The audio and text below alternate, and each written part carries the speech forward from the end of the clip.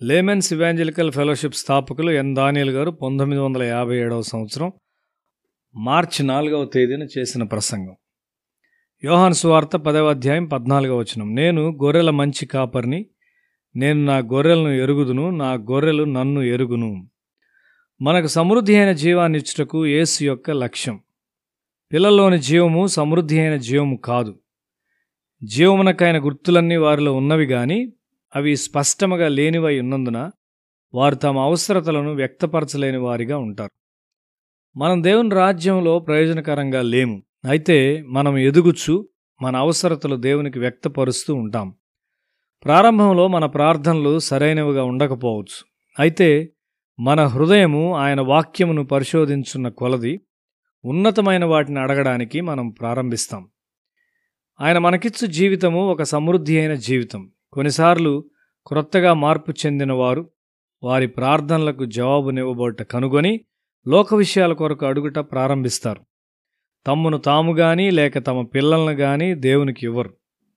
క్రైస్తవ జీవితం యొక్క సహజ లక్షణమేమనగా హృదయాన్ని లోతుగా పరిశోధించుట మరియు దేవునిలో లోతుగా వెళ్ళుట. అప్పుడు అన్ని అవసరతలు వాటంతట అవే తీర్చబడతాయి. పేదలకు సహాయం అందుతుంది.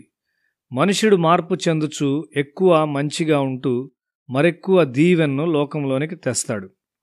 ఒక కళ్ళు తయారు చేయవాని కుమారుడు మార్పు చెంది ఒక బోధకునిగా తయారయ్యాడు. అతడు వెనువెంటనే తన తండ్రి చేయు దుష్టమైన వ్యాపారాన్ని గూర్చి తీవ్రంగా ఆలోచించాడు. ఆ త్రాగుడు దయ్యంతో పోరాడుట కొరకు అతడు 1.5 కోట్ల రూపాయలు వెచ్చించాడు. తన తండ్రి చేయుచున్నది తప్పు అని తండ్రితో చెప్పాడు. మనలోనున్న జీవితము సమృద్ధి అయిన జీవితమా? ఈ సంవత్సరంలో మన జీవితము క్రిందటి సంవత్సరం కంటే సమృద్ధిగా ఉన్నదా? దైవాత్మ ఎల్లవేళలా నిన్ను పవిత్రపరచుటకు వేచియున్నాడు. నిన్ను తప్పు మార్గంలో నడిపించుటకు వింతైన ఆత్మలు కనిపెట్టుకొని ఉన్నవి. ఆత్మీయ పురోగమనం మీద నీ మనస్సు నిలుపుము.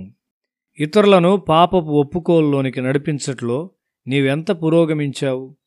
యేసు మన మంచి గొర్రెల కాపరి.